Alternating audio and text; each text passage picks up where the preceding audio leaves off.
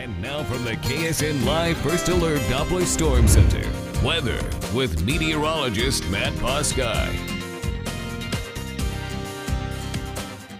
Welcome back to the KSN Storm Center. We've got plenty to talk about here, so let's get to it. We have our storm system that's headed our way. It's going to bring some snow to parts of the 4 states region, but how much and where? Well, we might have to make some adjustments here. It looks like it's trending a little bit farther south. Not a lot to where we have to throw the entire forecast on its head, but I do have to adjust the amounts a little bit there, but we're adjusting them downward, so that is some good news. As we look outside with our tower cam, it's brought to you by the Stables Casino. The clouds have built in over top of us. You can see them reflecting the city lights back at the ground, and good news there is that it does act like a blanket. It's trapping the heat that we have, or what little heat we have, right here. So it's not allowing it to escape into space, and that keeps our temperatures pretty steady. We still have winter storm watches that are in effect for Saturday, and they will expire at 6 a.m. on Sunday. Frequent Health Live First Alert top the radar, picking up nothing for us, but it does show a lot of moisture off to the south, and this is the moisture building in advance of this system. Now, there is what's called a subtropical jet stream, which is a fast-moving river of air that is off to our south, all right? And that is helping to steer this thing, but right now the system is just hugging the California coastline because it's what we call a cutoff low,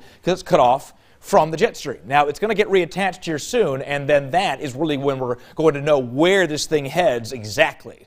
In the meantime, we're still kind of playing the waiting game to know where exactly we're going to have the highest snow amounts, because we'll know once we can really track the path of this thing. So temperatures in the meantime, upper 20s, lower 30s out there, and we're going to be set to fall back into the mid-20s, few low 20s actually north of Joplin. I'd say mid-20s here. So the forecast from your local weather authority calling for around 26-degree low. Nothing falling overnight except the temperatures. And then tomorrow, temperatures do rebound into the upper 30s, if you can call that a rebound. And we got a couple of showers on tap for the evening hours, but only for Oklahoma and Arkansas. Our futurecast now, we're just getting into range here of the high resolution data. By 11 o'clock, it keeps everything dry. All right, so we may have to take out the rain chances entirely tomorrow, which wouldn't have been a huge deal in the first place, but it is something that is still kind of an added complication of the forecast.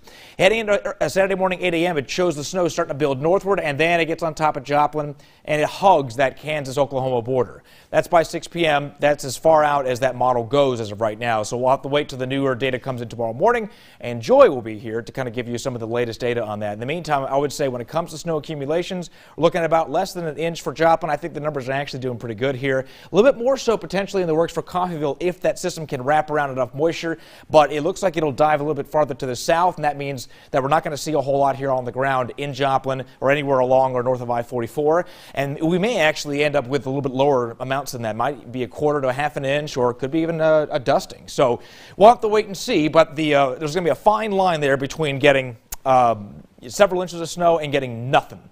And that's where this track of the system goes. And right now, it's still detached from the jet stream.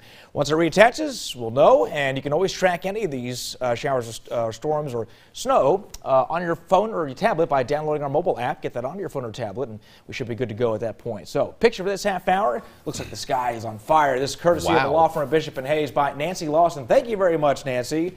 I'll tell you, I've seen enough sunset to know that they can look like they're on fire at times. And wow.